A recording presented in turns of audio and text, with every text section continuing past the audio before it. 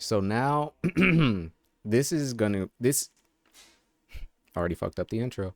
We're gonna talk about a video specifically, but mainly about Gen Z and this feeling of giving up or loss of whatever we consider is, an American dream or whatever. But we're gonna do something unique here. We're gonna do something very special, right? It's not just Father B this time. It's not just me.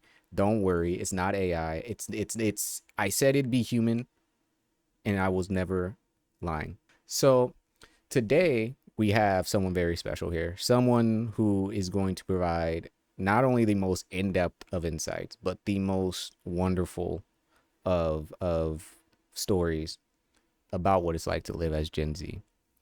She is my girlfriend, a painter, an artist, a worker. She is the vision of the future. Do you want to use your real name? I mean, I think it's fine. Ladies and gentlemen, Angel. If you want to go ahead and say hello. Hi, it's my first time. I'm kind of nervous. And there you have it. You see, we have real people here, and the nerves are fine. It's always scary to put yourself into the sphere of free speech, because you could say anything and you could destroy it all with one sentence. Before we watch the video, what do you think are some of the issues that Gen Z faces? What are some of the things that resonate with you when you think of Gen Z and the issues that they face? I think off the top of my head, I think of like the inability to move up economically, like struggles transitioning after college or those types of things, like economic finance and like even housing stability. Yeah, I'd say those are like the top three that pop up. And that's about right. That's about accurate. What's crazy? This video, of course, I already watched this video, but we're gonna look at it again because I thought it was really cool. But mainly because of those things that you said, where it was like, yeah, these are pretty much my issues, your issues, friends' issues. Every time I talk to friends, it's almost like that same conversation where it's like, how's work, or how's this, or or is this still going on, like, and it's a lot of the same conversation where we're all just kind of struggling to get through certain hurdles in adult life that seem more harder than they should be. I hate thinking that life for us is more difficult than it was before, because I don't think that's the case. I think generations before us had their issues and we have ours, but I think the real problem is the lack of acknowledgement, or it feels like the lack of acknowledgement for the issues that our generation is facing. I don't know. I feel like it's also part of the mentality that we're never seen as older. We're still seen as children in the eyes of society. And I feel like that's just been more of a detriment over the years, to where it's like now we're not children, we're adults. And because we've always been seen as that, we've never been taken seriously enough in these important areas, and now we're expected to just kind of live and figure it out, but no one's actually ever taught us how to, if that makes sense. It makes sense. There you go, she said it. Deep. We get deep on this on this podcast. We That's all you need. It makes sense. Why? Because this is the podcast for everybody in this generation. We all feel it. But yeah, we can take a look at this video. 18 minutes long. Do you have any questions for me before we get into this video? Is this your first podcast? It is. It is. And it feels, I don't know, kind of weird. It's all right. Feels like I'm like talking to nobody but somebody at the same time. You could take a hit if you want. You can scream. You can. It's all good. Water. Yeah, water Stay helps. hydrated. Water helps. It's not easy podcasting. Yeah, I think it takes a lot of work to be able to talk to a mic for so long. Even if you don't have a plan. I feel like it's easier when you do have a plan, but 90% of the time I don't. So, you have to just kind of find your way. I have a question for you. What do you think is an issue that's pressing on this generation? Shit. What's the word? I think giving up is the right, appropriate. I think that's the right way I would look at it. The other day I was at work, and one of my coworkers was talking to one of the younger coworkers about, I don't know what they were talking about, But one of the things I heard them saying was about the idea of working and going above and beyond and not having to, and you shouldn't, and this and that, and there's no point because it's not like, because you're not going to get recognized for it and things like that. And I was thinking to myself, you're telling this to someone who already doesn't put in the bare minimum for their job. And I think, and this is the problem, we're actively now telling young people they shouldn't try. There's no point. Even if you work in a job that doesn't treat you well, you shouldn't care. You shouldn't try to do the best you can because there's no one there watching you. But at the end of the day, there's a whole thing called integrity. I've always lived by that type of thing where it's like, it doesn't matter if people are watching. It doesn't matter if people are like paying you for it or whatever. It's like, this is the time. This is your time. You know, this is what you're spending your hours doing. And hey, you applied for this job. So it's weird to apply for the job knowing what it's going to entail and then being like, I don't want to, fuck this. I don't want to do this. What was the point in applying then? You knew this was going to be the job. So why apply if you're not going to do the work? It's just, you're just wasting time and taking someone else's money who probably could actually use that money for something. You know, and I got annoyed by that because I was thinking, I'm like, I don't work hard because it's fun, nor because I want to, or because I think it'll make my life easier, or because I'm expecting some type of reward. I work as much as I do at the job I do, A, because the other employees around me have the same that mentality where they don't think they need to. So therefore the work now falls on the rest of us. There's that, which is why you shouldn't tell people things that are demotivating, even in a mediocre job or whatever, just because it's like the way you carry yourself is going to carry over into whatever job you have after that. If you don't build yourself up in whatever job it is, you think going into a job you like, you're going to be able to like do that with all full effort just because you like the job? No. And it's because of people like that where they're telling you like, you know, oh, it's just this. You shouldn't try too hard. It's not like they're going to recognize you. It's like, yeah, but that ain't the point. I just think like it's that type of mindset that's kind of filtered into the society at this point where there's a level where yeah, maybe some of us are giving up, maybe some of us aren't able to do this or do that, whatever, but it's also like it takes a village to raise a child, and the village stopped caring about other people's children.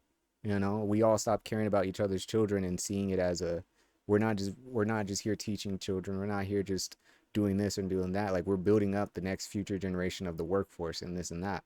They need to see the importance and the value in whatever job it is that they're doing because they're contributing to society, and they're the things that they do have an effect. You know, and when you grow up not thinking that or feeling like the shit that you do doesn't matter, that shapes your entire outlook on life overall. I'm like, I have bad days at work. You know, I have days where I hate my job or whatever, but I don't use it as an excuse to not try and put my best foot forward. You know, it's just, it's like, why wouldn't, you're here 8 hours a day? How do you slack off 8 hours a day consistently and not get bored at doing that? You know, when do you decide to just say, fuck it, I'm gonna have a day, you know, whether the day's good or bad, I'm gonna just get through it. Not every day's gonna be perfect, but if every day you wake up and you go to work and you're like, I'm alive, then that's exactly how you're gonna feel every day you go to work. But if you go to work and just be like, I'm doing all right, you know, it's only we only just been open for 20 minutes, but I didn't have a customer yelling at me. I didn't have to deal with all this BS, you know, like it's the sun is out. Like I can be appreciative of just the little bit of things within all the shit that you don't want to deal with. I feel like we have our reasons for giving up, but we don't have too many reasons to feel like uplifted and that we can get out of whatever bad situation we're in. So yeah, I I don't yeah. That's a pretty existential take on it. Um, I agree. I feel like it's hard to keep motivation up when like everything in the world is falling apart. And that can be like at home or like at work or just in like the sense of everyone outside of the USA has to deal with like the the consequences of like imperialist actions and climate change and all these things. So at, if you can like wake up feeling gratitude, then that's already like a step forward and trying to recognize that all of our problems tie into each other. Yeah, every job is with dignity, no matter what you do. and that teaching that your coworker gave doesn't set up the next generation for like recognizing and respecting the work that everyone does. Period. Yeah, I mean, yeah, it's just it's a problem with the mindset of where we are. I feel like everything always has a bigger issue. Like when you think about generations, and then it's like you go beyond that. It's like, well, the way the world is structured, the way the country is structured, the way the economy. It's like, all right, we get to this bigger picture now, where it's like things just in general are bad. I've always thought this was just an issue that's going to come to a head because you just have generations of things just getting worse. You know, it only leads to the worst outcome, which is what we are fast approaching. It may not be this next generation, but it may be in the next five where we may have some serious issues if things don't change dramatically. So, To the next one. mm-hmm. But let's take a look at this fucking video and see what we're gonna get into here. Let's take a look. Gen Z didn't inherit the future. They inherited the fallout. A financial crisis, a global pandemic, and a chaotic political landscape hardly seems like the perfect environment to grow up in, right? It's no surprise that Gen Zers believe that they'll be worse off than their parents, financially, emotionally, and politically. And that is just the beginning. Sure, every generation has its troubles. The greatest generation and the baby boomers both saw themselves drafted en masse into large-scale conflicts as they left high school. But that hasn't stopped past generations from making their mark on the world. But could Gen Z be different? The age group that was born between 1997 and 2012, Gen Z has a lot of unique things about it. It was born into a new millennium with very few remembering anything about when the calendar read 19. But the world isn't turning out how they had hoped. Growing up in a world of skyrocketing technology no doubt made many Gen Z members think that they were about to enter an exciting future. But instead, it's been essentially chaos ever since the 2000s began. For older Gen Z, the 9/11 terror attacks are likely one of the first things they remember, and the extended wars that followed cast a pale over the entire decade.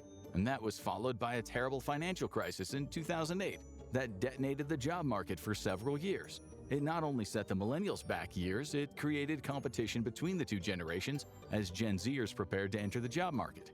The 2010s turned the political landscape toxic, and for many young people, their parents' claims that America had the most stable politics in the world started to sound like a bad joke. But despite this, the economy was largely strong, and as the youngest Gen Z members hit adulthood, they still had hope for the state of the world. After all, it wasn't like the bottom was just gonna. I'm gonna pause it here. So, what I thought was interesting was the timeline, right? Like the timeline of Gen Z is 97 to 2012, right? And I'm born in 99. So when I think about my early childhood and I think about the things that were going on in the world, guess what? Don't give a fuck. Wasn't paying attention to the things in the world, right? And to me, that sets a huge perspective on how you grow up in the world. Now, I didn't grow up with certain levels of awareness to certain things in the world just because where I lived, life was a little different. But going into the 2010s, you start to see a lot of the things that I think become an issue because by 2010, we're all preteens, if not teenagers, if not about to leave college. And this is like the video said, like all these politics and all these political things start becoming a little bit goofy. I remember the day Obama became president. I do remember watching that on the TV. I remember being excited. Don't know why, but you know, the mindset of what kids were thinking of at the time when all these blocks were being set up, right? 9/11 happens and terrorist attacks, and it was a tragic thing, but that also ultimately changed how airlines work. That also ultimately changed a lot of how America's government protocols and things like that work, you know. And the housing crisis, I didn't even notice this in the video. He said that it put us in competition with millennials, right? These are things we wouldn't have known going in if you're like, I don't know, 9, 10, 8, 11, and you grow up thinking you want to be a lawyer, doctor, etc. So the response to some of these major changes in the world are there, but the problem is the effect it has as this younger generation grows up, having gone through this stuff. And I think that's where we start to see some of the dangers because it's like, yeah, we all remember when it was Trump versus Joe Biden, you know, initially in 2016 or whatever, or whoever the fuck it, him and Hillary, and then him and Joe Biden, and then Before that, we had one black president, which was a really big deal. And then before that, you had Bill Clinton, which was all right. And then, you had all these George Bush. I don't even pay attention to the presidency. That's my point. Like, when you're a child, politics were not as important as they are now. They weren't even as relevant in the world as they are now.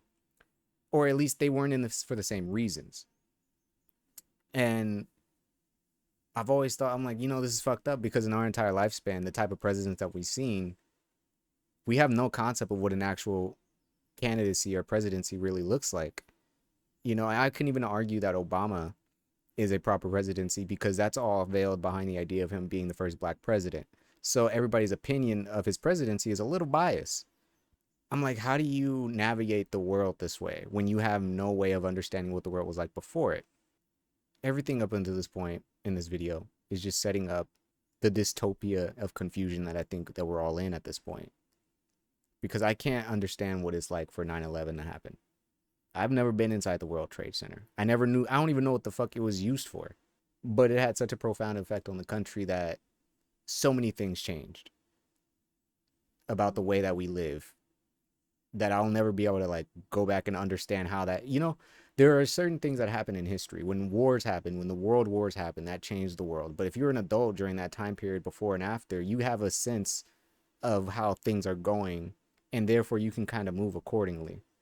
But when you're a child during all these major things like the housing crisis, and you don't know that in 10 years it's going to be very difficult to get a house, your mindset is, oh, I'm going to go to college, I'm going to get a good job, and then I'm going to buy a house like my dad, and all these things, not knowing the housing crisis just happened and the world kind of fumbled the bag on how to deal with it. And no one's telling you this because you're a child. So, understanding our past, I think, is crazy. And we blame the now, but it's a series of events, that lead up to what it is now. And I think we all don't get to see that reality very often. But yeah. Do you have anything to...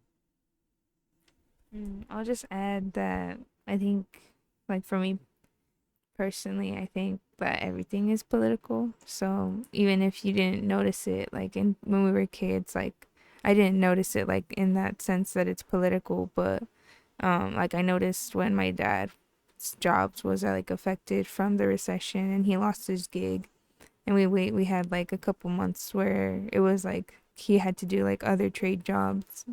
He was just more home often and more stressed.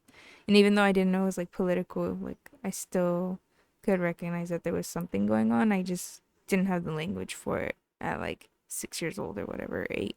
Yeah, even though like we didn't feel it back then, like it was always present. Like politics has always been present since like our inception as a country. Well, yeah, but I'm not saying the politics didn't exist. I'm saying the reality of what's to come was never addressed accurately, effectively. Like, no, because we were kids. right. And like you said, yeah, your dad, you went through that experience and things like that. But there was nothing done to prepare to ensure that you have a future. You'd still be able to afford a home. Like, what's going to happen to the market with this recession that's so bad, apparently, when we have all these people that are going to be coming in to buy houses at some point? When I did insurance, I was looking at the history of this stuff, and I thought this was interesting. I'm like, this is weird. The skyrocketing of housing prices and things like that, they just happen, and it seems like no one else seems to really acknowledge it. We just be like, oh, that's just life, that's just politics. I'm like, no. These are things that we're deciding to do, and we're all just kind of chilling back and be like, well, we can't do anything about it. We can. The problem is now we're all adults, and we have to deal with that. And I'm like, that's crazy, because I didn't know any of this stuff. I grew up poor. So whether my dad or mom didn't get money or didn't have a job, didn't have this or that, didn't matter. That was every day. The issue of people being overworked and all that has always been there. Yeah, that's not the issue. The issue is the lack of building for the future, right? And now we're at a stage where in the past you could probably lack to build the future, but even like he said in the video, the people who went to wars and shit like that, they all still found some type of way to recover. We were never given that opportunity, that space, because of all these different issues. Like, we never even got a chance to experience what it's like to look for a housing in most cases because of COVID. We never even got experience to be excited for politics because we've always had these bad politicians within the field and within the time for us to be able to vote, you know. But there were good times for people to be in politics. There were times when people were excited to vote and be a part of making some type of change, whether you agree with it or don't.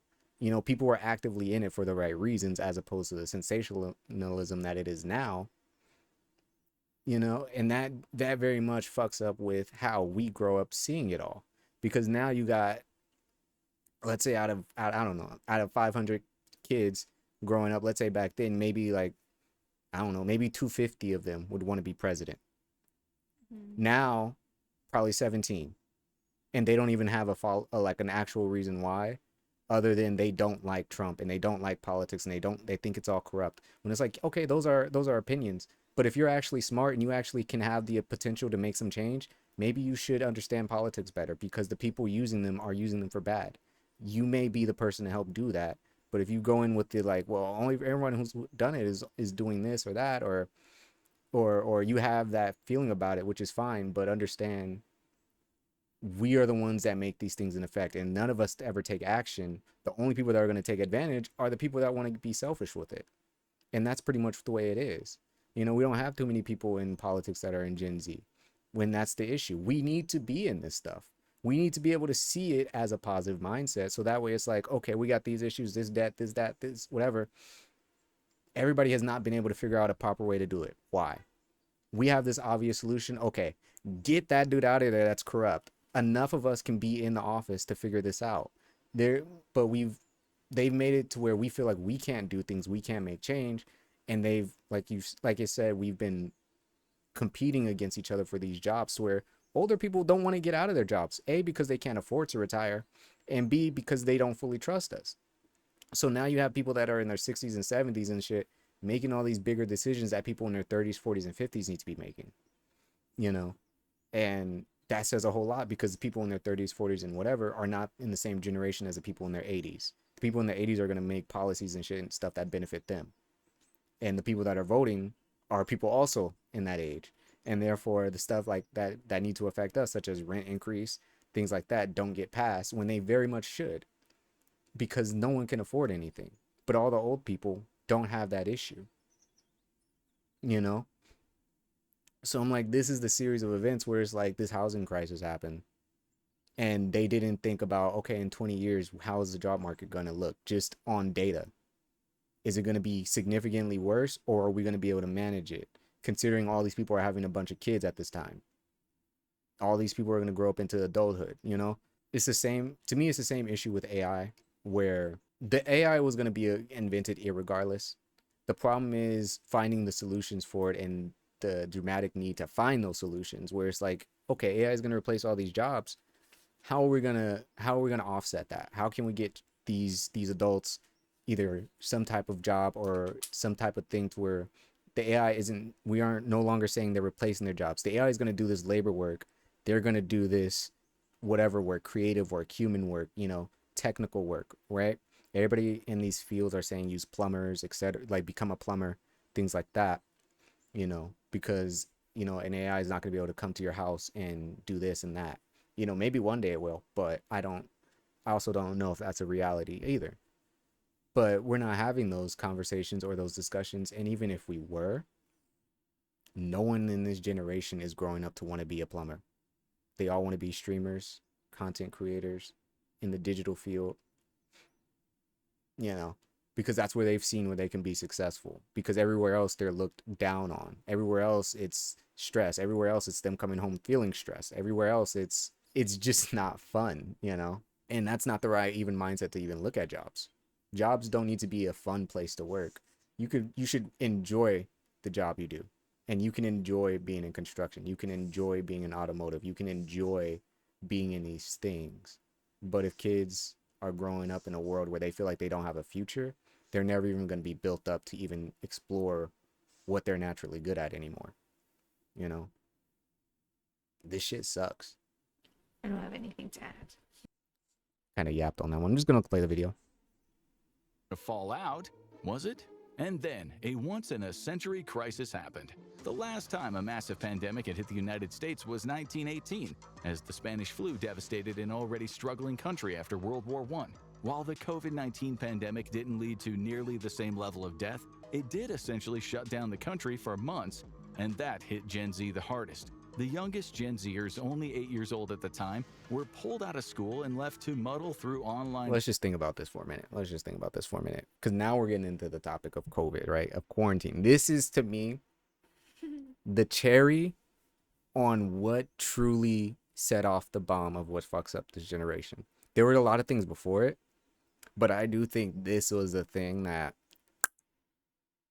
fucked it all up. So they say the youngest is children at age 8. I do think that's interesting. Age 8. Yeah, David was 9. David was 9. So that means, well, yeah. Can you give a brief example on your observation? What was it like for him? It was really difficult because there's a lot of transitionings happening like in our family between like me going to college and moving away and my sister moving out to start her family, and my brother also like transitioning, or my older brother. So there was a lot going on like internally. So for him it was just like isolating, but it was also like more screen time, which probably severely affected a lot of kids in his grade. So you can take a hit. But yeah, I'd say there was like emotional impacts and like physical ones too, for sure. Yeah, like stagnation, affected him. Like sitting down for a long time affected all of us. Just being scared of going outside, like that's emotional. But for a lot of people it only lasted a year, but I think for us it lasted like for 2 years, because we were like, I guess, more like concerned about our health and our like social practices and things like that. So yeah, it messed up a lot of this generation's ability to like, even their reading effects are seen, and like their ability to socialize is still seen. Like I hear like teachers talk about it like that too, that the generation that they taught online is now like 3 years older, and they can notice some things like reading levels and like their comfort with other tools of learning besides like the computer. Yeah. 8 years old. I can't even remember how old. I have 2 younger siblings. One of them grew up in the pandemic. One of them didn't. Not necessarily. I get 3 younger sisters. Yeah, so I have an interesting dynamic with this when it comes to seeing siblings, because I have a younger sibling who didn't. She was born well before. She was born in 2008, I think, and so she had more or less her childhood. The pandemic didn't really affect her until like her teenage years or so, But my other 2 siblings, one grew up, I would say, she spent like maybe a year, maybe like ages 3 to 4, maybe in quarantine. And the other one, I would say, spent similar to your brother, like a few, like at least a year or 2 in school. And that was interesting.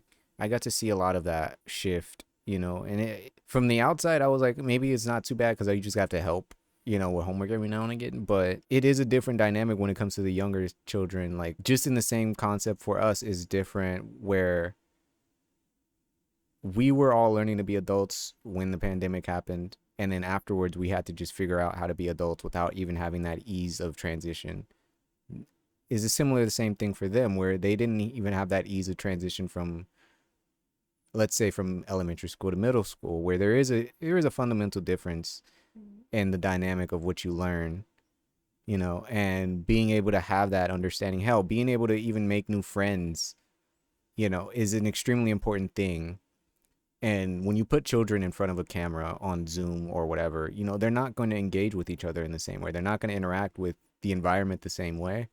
And I think that's a part that no one really talks about in education, because the way kids behave inside the classroom and outside the classroom while in the school helps them shape a lot of the way that, in my opinion, the way that they function out in the outside world. Because in the schools where you can, is their own little city, you know? You get all these little areas and places and dynamics and groups of people that you learn to hang out with, to avoid, or to go to get this thing or that thing. You know, sometimes hell, you use money, some lunch money. You know what I mean? Like, it is a whole little system, a whole little society when you go to school. Whether it's a great school or a terrible school, you learn dynamics in that environment. And when you take that away, and I see it in my siblings, I see it in regular kids. I'm not here to argue whether COVID was real or fake or planned or not planned, whatever. It's 2025. Doesn't matter now. You know, because we're here. So whether that happened doesn't matter, because guess what? Got away with it. So the problem, the real conversation is, what do we do now for the children growing up who don't understand that life didn't used to look like this, and we can't even be the ones to define it, because when life didn't look like this, which is my first point, majority of people weren't even aware of what was going on, you know. So it's not like you were holding on to memories and thinking of, oh, this is the good time because because shit's gonna go, you know. We didn't have crazy stupid people in our as our presidency. We may have had radicals, but we didn't have fucking, you know, idiots. Like, before that, I'm saying well before that, like, we didn't have just general regular presidency. You know what I mean? The only reason why Obama was cool was because he's black, right? If he was just if it was just two white dudes, then it would have been a normal presidency, and we would have been able to just see that, because then it's like there is no games, there is no, oh, this person's got to win because of his race, or this person's got to lose because he's stupid, or this, it's based on their politics. Do I agree with this? Do I not agree with this? Do I want to see this? Do I not want to see this change? You know? And we've never had that feeling of unbiased, whether it actually was or wasn't in the past. We've never had that chance to even speculate on it. All we can see is like, oh, it's just games, it's just bullshit, it's just corruption. And that may be true, but but in your city, more likely it's probably not. Citizens still vote on stuff in their districts. You still vote on the things that happen in your city, you know? So when young adults start, or young children, or even teenagers start like seeing politics as this thing that's just always corrupt, I'm like, that's not the case. You know, there are bad people in power, yes. But when it comes to like your city, when your street, your people, try to learn to trust the people in your city, because this is where you live. You know, we can say what you want about the people in charge, but that doesn't really reach them. You know, the people that matter are the ones that you can get access to and talk to. The mayor may be a piece of shit, then go vote for a better guy this time, because you can actively affect that change. You know, you can do the work. You can write the letters to your Congress. You can do whatever, even if you feel like it's pointless. At least do it, so that way you can say that you did. You know, if it bothers you that much. My coworker fucking wrote a letter because they put an LGBT flag up at the city hall. You know, stupidest thing, but he still, you know, an older generation took the time to be like, this thing bugs me. I'm gonna write a letter to my city. I want to see this change. Didn't change. I won't even use him anymore past an example of that, because it's not, because we disagree with homophobia. It's only bad because the bad people have been proven that they can keep getting away with it, you know, and not enough of us have faith in ourselves to see ourselves do what we can for good. I don't know. You know, I feel like if I vote, how does my vote make a difference? How does, you know, my opinion or feeling or something make a difference? But it does. You never know. But the way we live now is through fear and clickbait. So it's hard to get a generation to change from that. Because, yeah, politics are corrupt. Yeah, there are bad people. Yeah, they have lied. Yeah, and the CIA was actually made to just deceive, hide, and track things. Sure. But we're still capable of thinking, right? And finding out what is morally right and wrong, and trying to move through that way. And trying to shift things to move in that way best you can, you know? Which is why I'm like, you can't tell people that they shouldn't try hard or whatever. It's like, nah, you should. Even if no one sees it, it'll make your day when the one person does, you know? And who knows, you may do what you do, and then someone sees what you're doing, and they're like, damn, maybe I should try and do something, have that type of attitude when I'm at my job, because this person looks like they're they were getting through it. You know, and I have people ask me like, how do you make it through the day? And I'm like, you know, I just shit. I mean, I do what I listen to shit, but at the same time, you know, I try not to let the bad stuff take over. You know, I take a step back. I do what I need to do. If a customer pisses me off, whatever, I let it go because I decide it's not gonna be my whole day. You know, it may be fun to talk about, it may be fun to rant about, whatever, but I'm still gonna have to come into work for the next however many years, days, whatever. If I let it dwell on this, I'm gonna die. I have to be active in the change, you know. It doesn't take me just complaining about it. It means me actively taking the steps to make those changes. And we don't have that these days. We don't have that encouragement to actively take those steps. We just have the doubts, the fears, the lies. So that way we never feel encouraged to do anything because what's the point? So that's the bullshit. That's why we're giving up because what's the point, right? But hey, And learning with teachers who barely understood it themselves. Older Gen Z lost critical moments from college and high school, with millions missing out on prom and graduation, something they would never get back. And when the world opened up again, it just wasn't the same. We've all felt it. Things came back after COVID, but they weren't as good as they used to be. Maybe the 24-hour diner near you now closes at 10:30. Or maybe your favorite snack bag just feels a little lighter despite getting more expensive. And of course, the many places that had to furlough workers during the pandemic just never hired all of them back. There were fewer job opportunities, less variety in where to shop and what to buy, and everyone just seemed a little sadder and less friendly than they used to be. And of course, one thing just kept on climbing. If you ask Gen Z what is the biggest problem in the world right now, they're almost definitely going to say, quick, what do you think is the biggest problem in the world right now? What do you think he's gonna say? Given that they're in a supermarket, it's probably like the price of food, just because of the little picture. Interesting. Okay. I mean, it's not, I can't really give a guess because I already know the answer. But when I watched it the first time, I did pause and guess, and I was like, well, I'm not gonna say because my guess was right, but I'm not gonna What was your say guess before? it was correct. It is the right one, but Did I guess it correct? I'm not gonna tell you. Oh my god. I Uh, got it wrong. no, you got it. I mean, we'll If I you know what? did I'm gonna wrong, just I hit got play. it I can't afford anything. Inflation got out of control after COVID, and while it has slowed down, prices certainly aren't going back to what they used to be. That makes it trickier to make ends meet, with just about everything costing more than it used to. Groceries are expensive, rent is skyrocketing, and the basics of life are getting harder and harder to afford even if you have a good, steady salary. That is, if you can get a job at all. Ask most Gen Zers out of school and they'll tell you that the job market feels broken. Sure, companies say they're hiring, but applicants report sending out hundreds of resumes and hearing nothing back. Not even a rejection. And there's a reason for that. Now let's just pause here. What was it like for you when when you stepped back into the world, let's say in a post COVID quarantine environment, the new normal, as we like to dub it? depressing. It was big transition because I had to move back home. I wasn't gonna be a student anymore. I had to find a job, but I had no intern experience in like my major, given that I had to move back and all these things.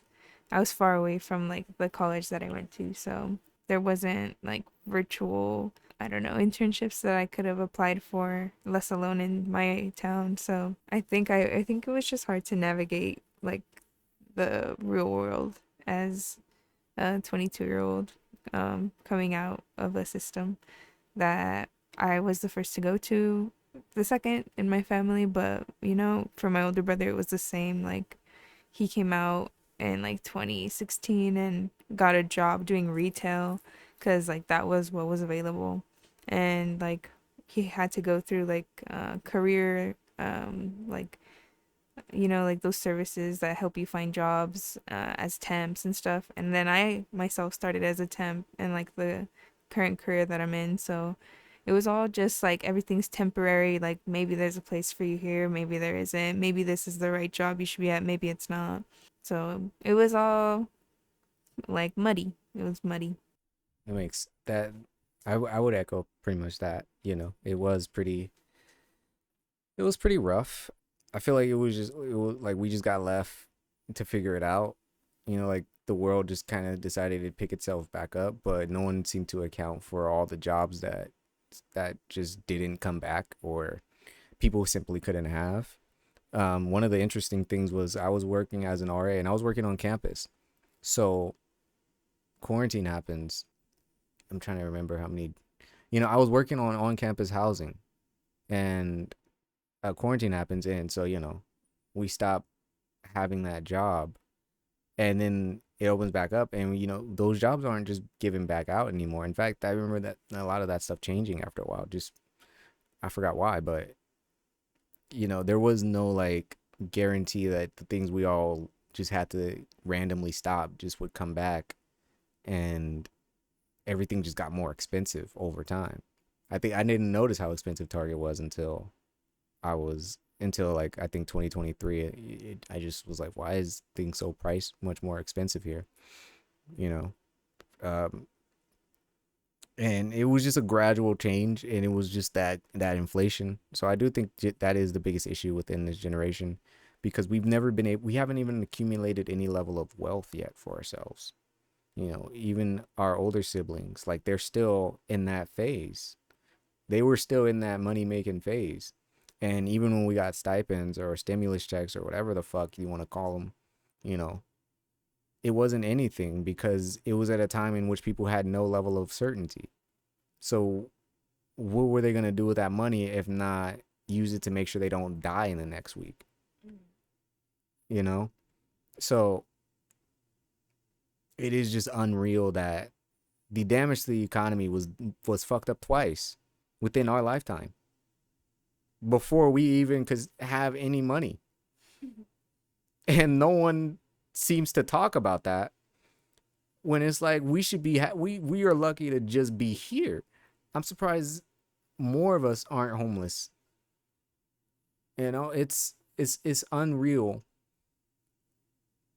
And yet here we are. I had to work on Labor Day, bro. Fuck this. Workers say their teams are shrinking, but the workload is growing. As colleagues are let go, the assignments keep on piling up, but the paychecks stay exactly the same. And not even the best guarantee of success is working anymore. The oldest Gen Z are around 28, which means they are finishing college or out of it already, and they've gotten a harsh lesson that an advanced degree isn't worth what it used to be. Many of those who took liberal arts and humanities degrees in particular say there is an extreme lack of jobs out there, with many competing for spots in the same faculty they graduated from. The bad news is, their boomer and Gen Z teachers probably can't afford to retire, so good luck with that. And while their parents no doubt encouraged them to get an advanced degree to secure their future, that's not turning out to be a guarantee. One of the biggest concerns for Gen Z is student debt. The cost of college has grown massively over the last few decades. Student loans have notoriously high interest rates that can't be discharged in bankruptcy. Older generations have horror stories of making minimum payments for decades and paying their original loan several times over because of how long it takes. But if Gen Z doesn't have jobs, how are they supposed to do that? Younger voters have been waging an extended campaign for the government to forgive their student loans, and while previous administrations took some unilateral steps to remove the burden, the current one has been moving in the opposite direction and saying pay up, and that's left young people scraping for anything they can get. Your grandpa might tell you, don't take no for an answer. If you want a job, just walk in there and demand to talk to the CEO. He'll admire your gumption. But today, that's more likely to get you tossed out by security and blacklisted.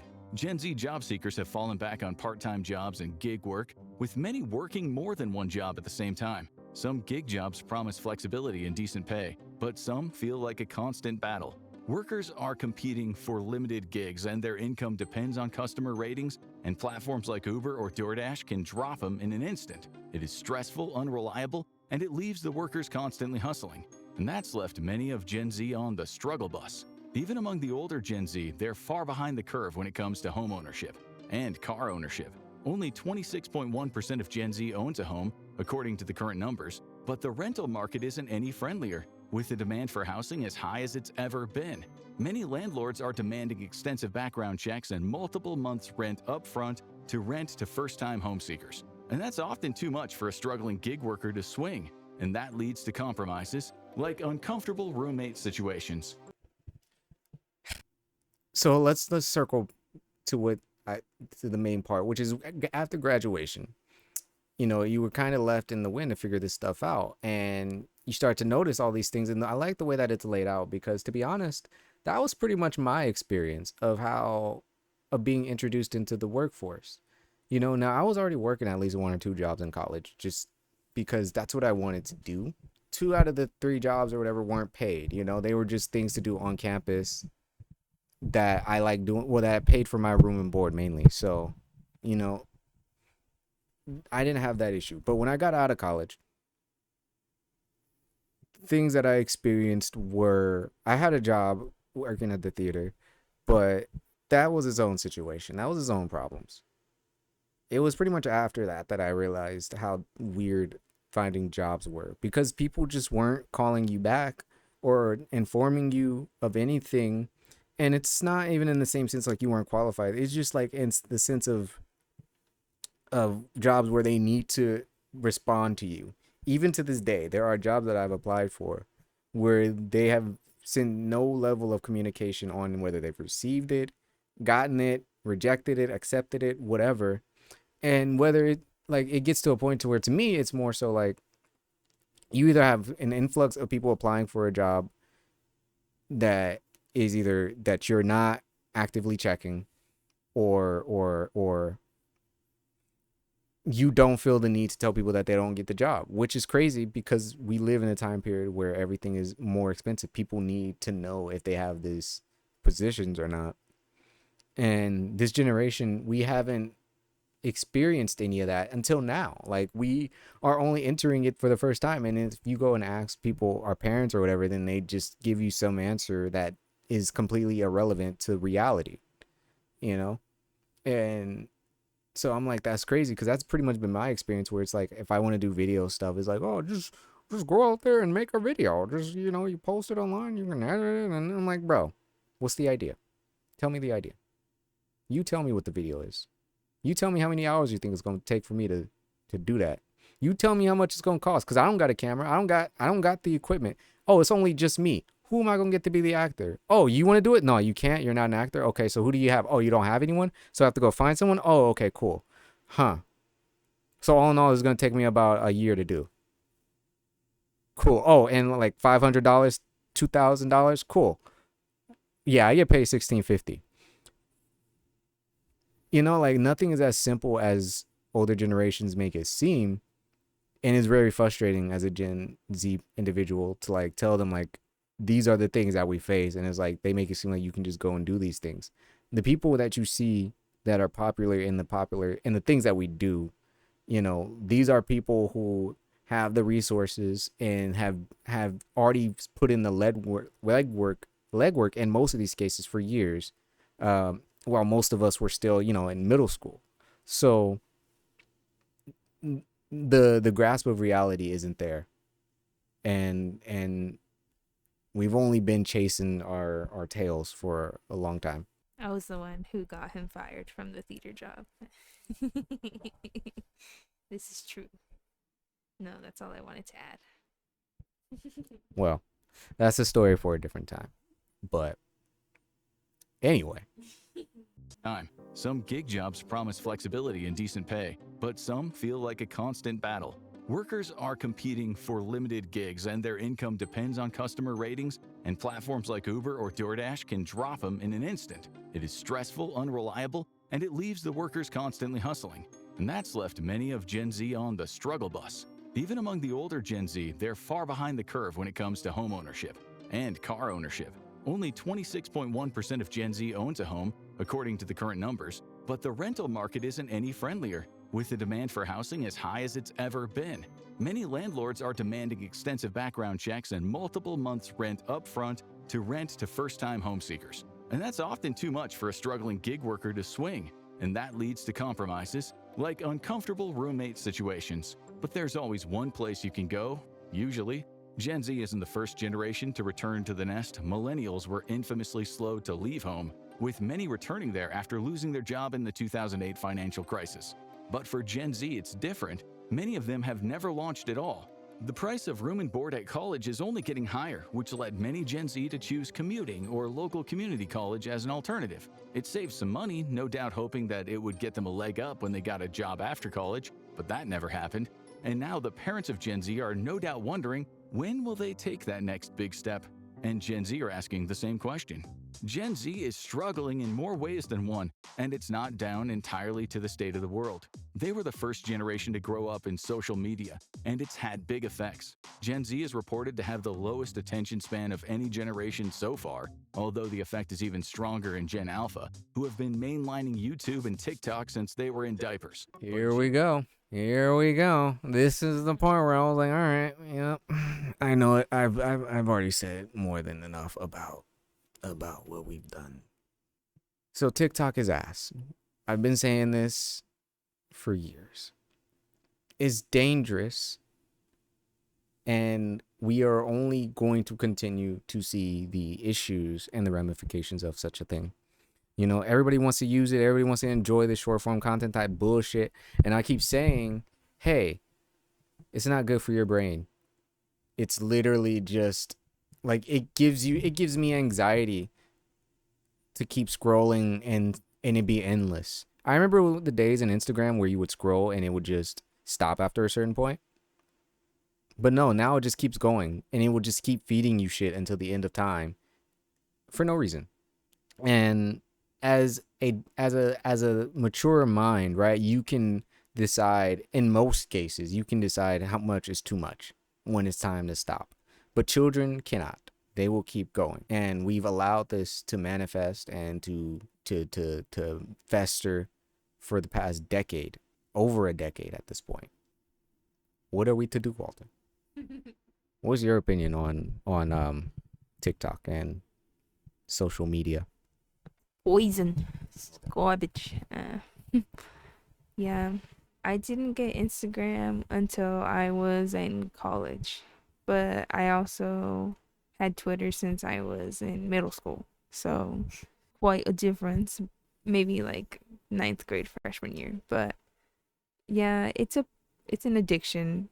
People who study the brain and who's especially the developing brain notice like the patterns that it creates in your brain. And when you watch short form content and when you watch like a screen for more than 2 hours a day passively and things like that, especially like from a young age. So it is an addiction, and it's one that a lot of people have, not just in our generation, but like even older generations are developing it too.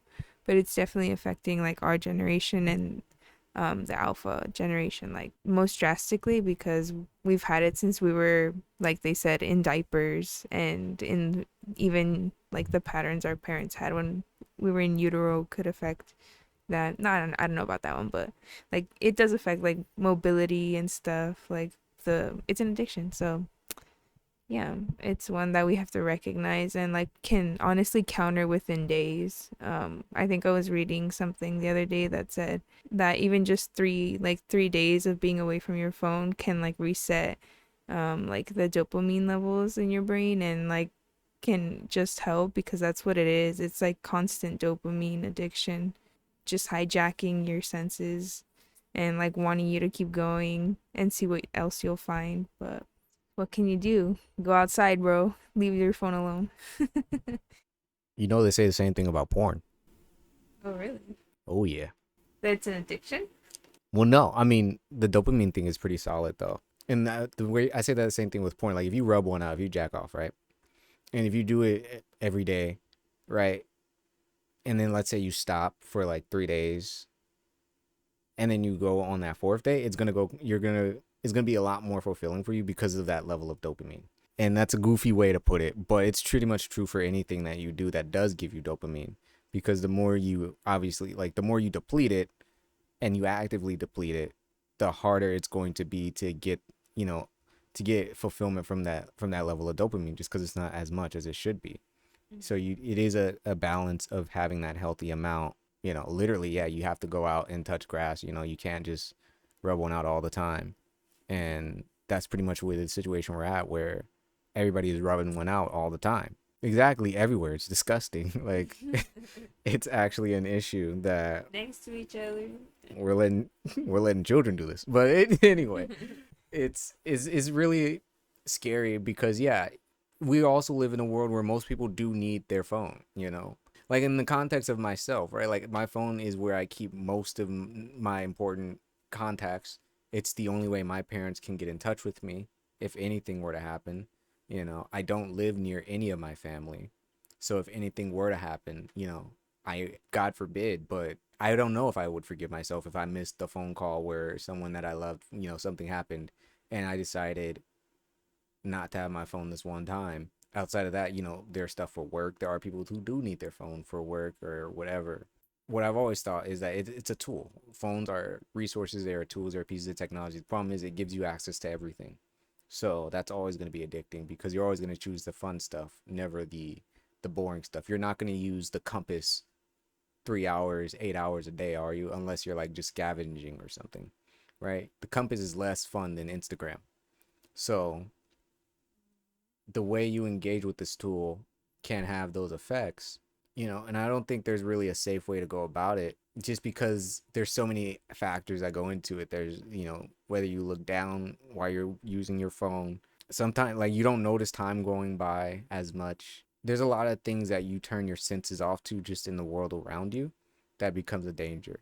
The only advice I give to doing that too is listening to music. Like when I'm on my walks, shit, I'll get hit by a train before I know it, and I've accepted that because I want to be able to listen to my music and block out the noise. So I've risked my life in that sense. And I've almost died maybe a couple times, maybe, but it doesn't matter. I'm still here, so there is a plan for me. I can't say the same for the rest of you. So please, stop rubbing one out for at least a day or two. And maybe the thing is like the way it's always presented is like, yeah, stop using your phone for a day or two. Maybe that does seem like a lot. I get it. I do get that. That is a lot because you do need your phone for most of the things. It's not necessarily that you are addicted, but it is that, yes, I do need to be able to do this because one, this is how I keep track of when the bus comes. I don't know what time it is because guess what? Can't afford a watch. The only thing I have is this phone. If I don't bring my phone, how will I know if the bus is coming, if it's on time, if it's late? And I don't live near their stuff. I live 30 minutes away. So there are realities where it's like, yeah, people do need their phone because it is a resource for them and a tool that they do need to navigate through the day. There are some people who don't speak English and they need it to translate. I think I meant it more as like without the excessive Well, use no. of it. No, yeah, I'm not saying this to argue what you're saying. I'm just saying like this is the issue that we face in the world that we live in, is that unfortunately the solution isn't gonna be that, because even in the world where there is someone who's addicted to it in that sense, those points could still apply to them. The problem is what's to me it's always been the issue too, is like there's been no safe regulations on this type of technology, right? Or and if they've known these risks and they choose to not keep them, to not make them public, to not make precautions for them, there is no laws against children using phones under a certain age, which there probably should be, because now, because we're it's only going to get worse as the generations go on. Children shouldn't have cell phones, shouldn't have access to technology to a certain degree because it's too much for them. Expect like when we get plasma cannons and shit, you're gonna let your 5-year-old have one? No, because it's obviously dangerous. Why don't you have that same mindset for this? It's a more of an awareness thing. You know what it does to you. It's just that there is a way where it's like, yeah, you have to have the responsibility as the individual to raise your children in a way to where they can use technology in moderation. I don't think they need to be isolated from it. I just think it needs to be used in the sense of where they can make the comment. They don't even need to be, it doesn't even need to be directed to that. It just needs common sense. The ability to be like, this is too much. I probably need a break, and most people have that sense in our generation, in my opinion, because we grew up learning the technology. After a while, Subway Surfer got boring. I don't know anybody our generation that's addicted to Subway Surfer. But so you have that level of engagement to where when something's like boring to you, or like you need a break, or you want to go shoot some hoop, do whatever, you know. And these other generations don't have that because they never even been given that option. So yeah, that's our take on technology. But let's try to get through a little bit more of this. Gen Z still learns and thinks differently than any other generation before it, and that has led to disaster in the workplace. Those who work with Gen Z in office environments have repeatedly called them the worst age group to work with for a number. Actually, this part is actually crazy because I'm sorry, But this part is actually crazy because I'm like, I've heard this more and more, and I actually find this a little bit hard to believe. Do people say this in where you work typically, or no? I wouldn't say it's like a common saying in like in my field like of education, but no. I wouldn't say so. Like I notice sometimes like some of my coworkers who are my age or like a little bit younger, like starting off their 20s, like they're just getting used to the demands of a job. So, I wouldn't say that they're bad to work with. We're just newer and like still learning the ropes of it versus someone who's been like in the field for like 5 years or 10. No, I wouldn't say so. Okay, I thought so. And I'm like, this is interesting. I disagree. I don't think this is the majority of what Gen Z are. But we're gonna pause it here because I actually don't have enough time to watch this whole thing. I think we kind of made this more of a discussion on Gen Z and just our perspective on it. But we can spend this last 15 minutes here or so just talking about solutions because that's part of what I wanted this to be. Is looking at how do we make it through these days. And I've talked a little bit about it. It's the mindset, I think. In that other episode, that girl was talking in the Amir video about feeling like she doesn't have enough time to do these things and whatever, whatever. And I understand that. But guess what? Today's the day we're going to Chili's. I said it. We're here. We're doing it. This by the time this episode comes out, I'd have gone to Chili's. What does that have to do with anything? Because I said people need to go to Chili's. I said the importance of going to Chili's and what that represents for people our age. Going to Chili's is important because I'm tired of shit. I just got off work. I'm tired of shit. I'm dirty. Take a shower. I've barely eaten. I'm tired of being on. It's so much easier to take the choice of like, nah, I'm too tired after work to go and have that social experience that we all strive to have as young adults. That's the dream of being a young adult is like, all right, I just got off this bullshit ass shift. I'm about to go change my clothes, look nice, and I'm about to go eat out with my friends. Right? And it's fun to say that, but it's hard to do it because you didn't realize at the time that how tired you would actually be or like how much you would rather just not go and do that because either it's money that you don't want to spend or because you're just tired or because you'd rather do something else. But doing those things is what makes the fundamental difference, because now you can have that memory, that experience, that whatever, and it's only going to add value to your time, to your day, to your week, as opposed to just sitting and being tired, which is valid. But when the opportunity presents itself in such a rare point in time, such as today, where we don't have this access to do this type of stuff, we got to make the effort to do it. Otherwise, I'm gonna wake up and then go to work the next day and deal with the same bullshit. And it's like, well, you had a chance to try and blow off some steam to have a good time or whatever, and you decided not to. That's why I say going to Chili's and shit like that is important because it means something for your soul to have that switch off. Most of us don't get to have that switch off. All we get is going from work to home, but you need the other part of it too. So that way, what the difference is like, what the difference feels like, and what going to work is for.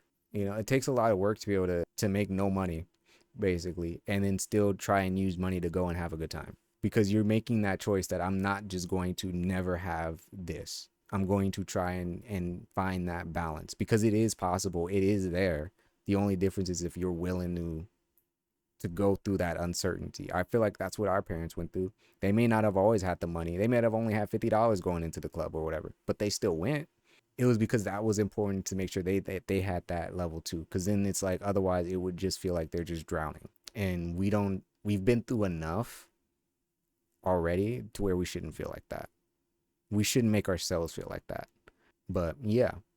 So I think a solution is the mindset, is the motivation to do that shit, at least once in a while. At least once in a while. Every other day you can be lazy if you want. I'm not stopping you. This episode is coming out weeks late. So if anyone is a good example of finding that balance, it's this episode. Shit was supposed to come out way before. This is not the first time I did this one, What do you think is a solution to Gen Z either feeling like they're giving up or that, like, how do you do it? I think it's important to talk about it. Whether that's like how you know how you found like that podcasting has helped, or like reaching out to a friend. For me, like I'm fortunate enough to have found like community circles that I feel like comfortable sharing space in. Um, Even when I can't like see my friends in person, like there's you can always hit them up through text, and that feels reassuring. So I think speaking has a lot of power into it. Like our voice carries our tone and our information and our story. So whenever you can, like reach out to someone. And even I found like talking to my sister, who's only like a year and some older, like not a grand difference between us age wise, but I didn't know that she was going through the same struggles until we started like talking about it. So yeah, I think reaching out, and for me I found that like building a schedule is really helpful. Like having a routine, even if it's like a very basic routine, helps. And I think I learned that in counseling, but also in just like practice. It really helps to like get away from like bad habits of like doom scrolling, or existential crises, or just sitting in grief. Is like moving around. Big three is like talking about it, and like making a practice of commitment and movement. You hear that? These are the keys to life. All right. Now, I already said on the AI interview, Claude said it. Where to go to find the answers? Right here. You just sit on down, and we'll talk about it. We'll explore it. We'll yap about it. That's really all we can do. And I do think words have power. I think that when it comes down to it, for me, one of the biggest motivations is that belief in my own self to do the things that I want to do. It's not even that if I can do them successfully or not. To me, success is subjective. Because when you die, whatever happens when you die, if you're not taking anyone with you, right? So all you have left is you. And I want to be able to look at the things that I've done in my life and be like, is these the things that I wanted to do? Are these the things that I wanted to experience? You know, and I want to be okay with that. So most things that I do, I try to do intentionally. Most things that I try to do with a hope that I can just have some level of peace about it. You know,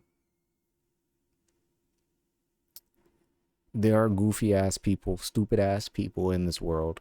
Yes. There are bad people in this world. Yes. But we got to make fun of them.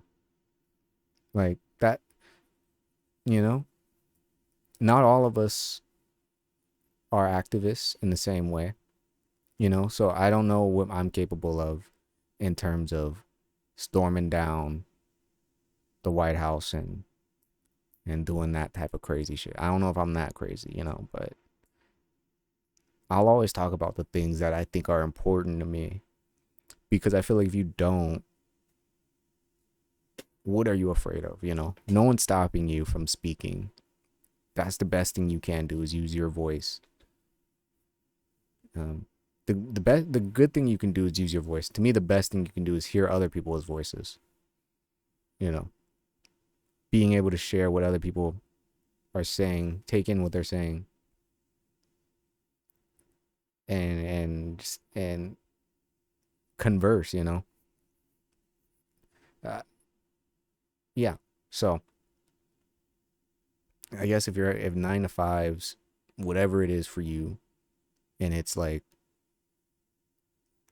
it's something you don't want to do anymore, or you feel like you have no choice, or that you're trapped in it, maybe, probably are, but the mindset is that you're not, and that you won't be forever.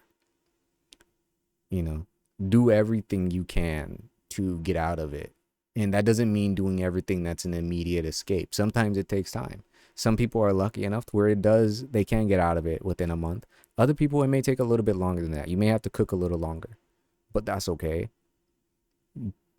Because if you're actively getting towards the life that you want, getting on the path that you want, getting things in life that you want, work will always just be bullshit that's happening in the background, because work isn't the only thing that's important. So you have to find that space and carve a wedge through to it. Find that bliss that you want and find a way to get there, Find a realistic way to get there.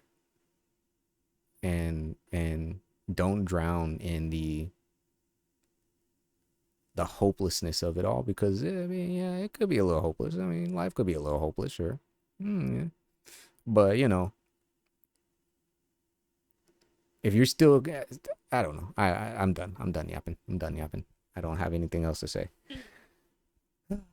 Just watch the fucking episodes of this podcast and you'll feel better, because that's it. That's it. If you want to feel better, watch this podcast, listen to this podcast, and listen to a real goober. You'll feel better. I promise. So, with that being said, this is going to be the last episode for a while. Not a very long time, just for a couple of weeks. I'm going to take a small break to do to be making some promotional content. This is a one-man brand show, so I need time to be able to make stuff so that way this can actually reach people in a meaningful way. But I did want to end this with some level of hope. Like, you can have whatever it is you're chasing. Just remember that there is no, you just have to keep chasing it. Don't fall and decide that that's the only solution is to stay on the floor. Get back up, walk if you have to, and run when you're ready, So, with that being said, this is episode 30. This will be episode 33. I'm glad we talked about this. I'm glad I had Angel here. Is there anything that you want to say before we leave? Gosh, I thought you were gonna sign off without having me say anything. No, it was an honor. To be honest, thanks for having me. I hope what I said was coherent, and if it's not, that's okay. You can delete me. Yeah. I don't have anything to add besides I love you.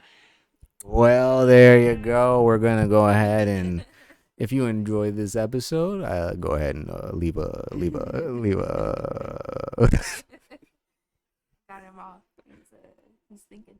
leave a like and subscribe, and please go ahead and share this. This is the Young Talk Podcast. I am Father B. And I will see you next time. Next time we see each other, I will be ready to share some very interesting things about life. Until then, peace.